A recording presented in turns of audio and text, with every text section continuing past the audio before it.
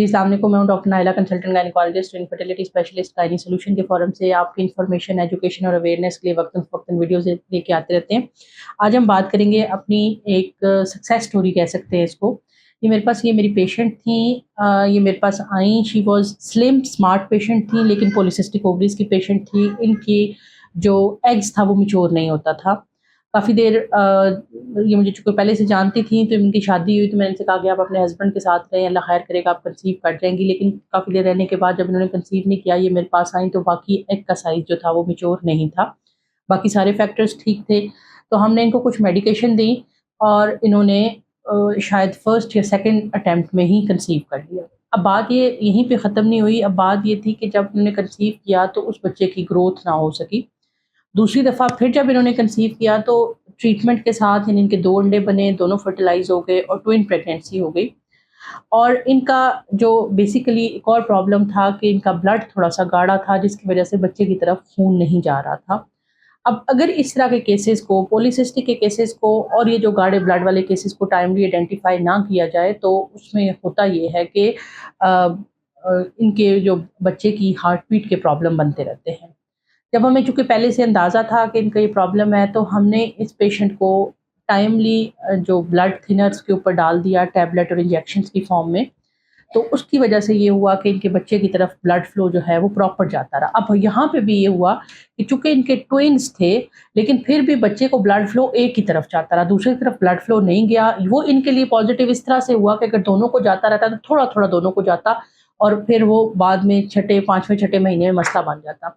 ये पेशेंट काफ़ी ज़्यादा परेशान हुई कि मेरे एक ट्विन को प्रॉब्लम हो गया। तो फिर मैंने इनको समझाया कि आपका जो ब्लड फ्लो एक को जाए, लेकिन प्रॉपर जाए, 9 मंथ तक जाए, ताकि वो हेल्दी बच्चा हमारे पास आए। ट्विन तो we are as a human being, हम ट्विन्स पैदा करने के लिए बने भी नहीं है।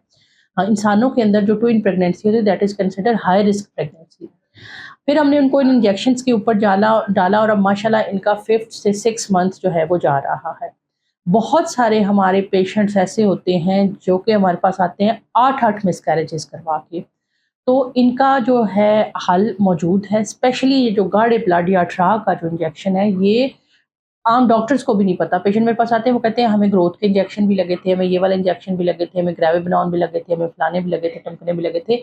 बेसिकली जो रिकरेंट मिसकैरेजेस के लिए लो मॉलिक्यूलर वेट हेपारिन, जो कि ब्लड को क्लॉटिंग एबिलिटी ब्लड की कम कर देती है, वो लगते हैं।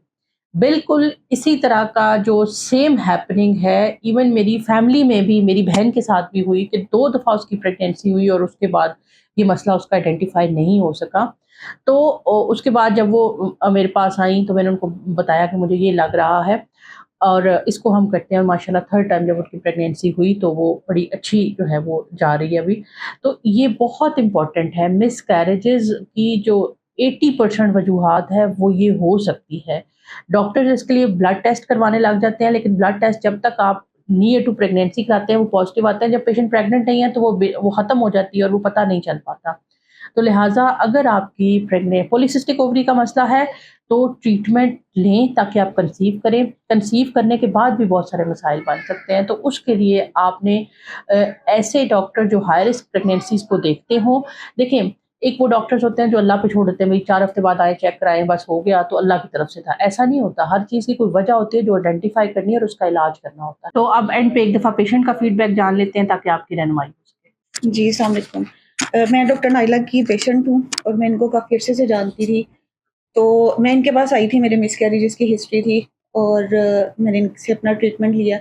अल्हम्दुलिल्लाह अल्हम्दुलिल्लाह जो है वो मेरा फिक्स्ड जो है वो मंथ एंड होने वाला है और अल्हम्दुलिल्लाह आई हैव हेल्थी बेबी।